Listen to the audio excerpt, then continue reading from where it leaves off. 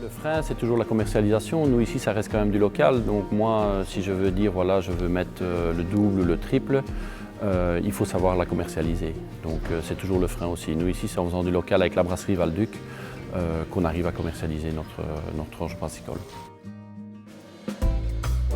Avoir l'opportunité de travailler avec Cultivae était vraiment essentiel pour nous, dans le sens où on peut travailler avec le malt de la ferme d'en face qui récupère notre drèche, et surtout du malt qui a été produit dans des conditions durables. Il faut savoir qu'il y a toujours des malts spéciaux, donc forcément là il y a une certaine limite à ce niveau. Et aussi au niveau des houblons, on essaie de travailler de plus en plus avec des houblons belges, mais ça on n'y est pas encore. Donc aussi un argument avec lequel on communique beaucoup quand on fait des visites, c'est tout simplement, on a ici créé un système de dédréchage automatique pour envoyer la drèche directement dehors.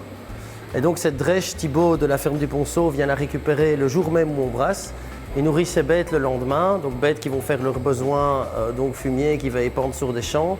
Et une partie des champs de la ferme, c'est des champs d'orge brassicole qui revient chez nous.